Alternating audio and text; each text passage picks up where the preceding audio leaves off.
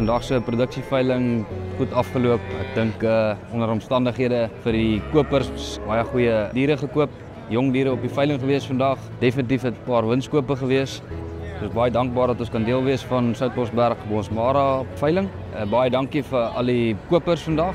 Ons waardeer julle ondersteuning en ons sien julle weer in 2026. Baie dankie.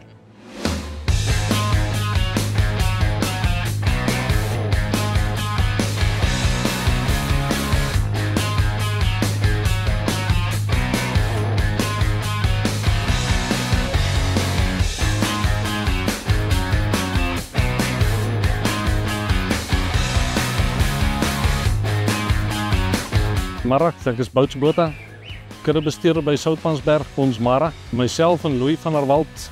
En wil ons net almal wat hier teenwoordig was vandag baie dankie sê. Dankie vir julle moeite, dankie vir julle ondersteuning. Dit was vir ons 'n baie goeie veiling geweest.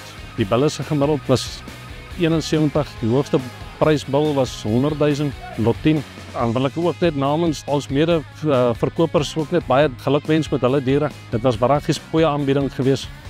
Uitstekende gehalte gewees en uitstekende toestand. Ons sal graag almal wil uitnooi vir volgende jaar se veiling, Oktober maand weer, 2026.